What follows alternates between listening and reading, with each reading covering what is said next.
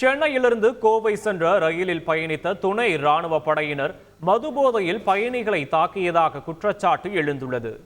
பயணிகள் துணை ராணுவ படையினருடன் வாக்குவாதத்தில் ஈடுபட்ட காட்சிகள் வைரலாகி வருகின்றன.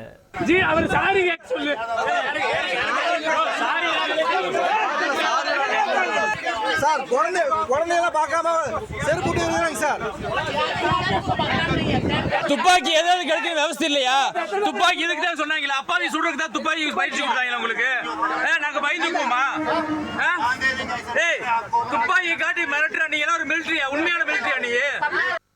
துப்பாக்கியை காட்டி ராணுவ வீரர்களான தங்களிடமே கேள்வி கேட்பீர்களா என துணை ராணுவ படையினர் மிரட்டியதாக பயணிகள் குற்றம் சாட்டியுள்ளனர்.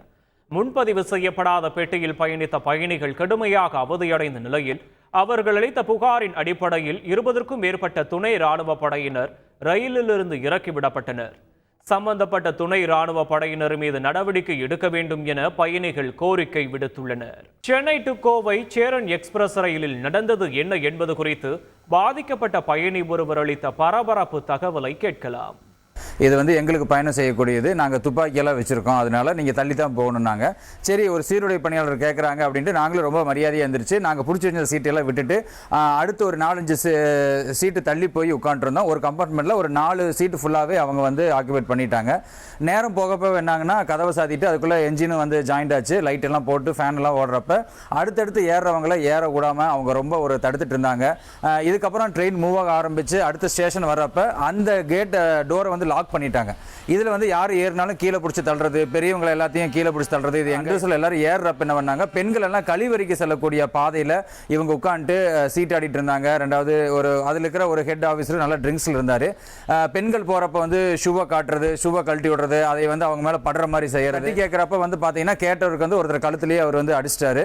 அப்புறம் இவங்க சண்டை போடுறப்ப கைகலப்பாயி என்னாச்சுன்னா வந்து எங்களை ஹிந்தியில் கெட்ட வார்த்தையில் திட்ட ஆரம்பிச்சாங்க. ட்ரெயினில் எங்களோட சக பயணிகள் அவங்க வந்து நீ எப்படி எங்கள் சகோதரியை பற்றி குடும்பத்தை பற்றி பேசலாம், நீ பேசுகிற எல்லாமே பெண்களை பற்றி இழிவாக பேசுகிறேன்னு பொருள் சொன்னேன்.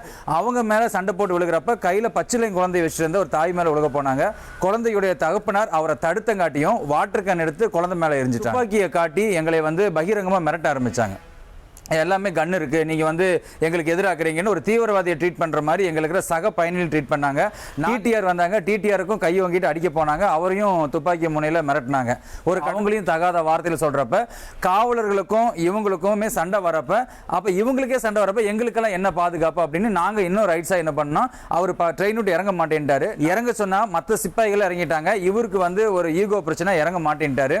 இதுக்கு இடையில அந்த சிப்பாய் ஒருத்தர் போய் இவரை தடுக்க போய் அவரை பாத்ரூம்ல கூட்டிட்டு போய் அடிச்சு அவரு நிறைய பிளட் வர மாதிரி அடிச்சிருக்காரு. ஏன்னா அவர் அடிக்கிறப்ப நாங்க பயந்துக்குவோம் அப்படின்ட்டு. ஆனா நாங்க ஒரு இளைஞர்கள் பயப்படல. செய்திகளை உடனுக்குடன் தெரிந்து கொள்ள உடனே சப்ஸ்கிரைப் பண்ணுங்க.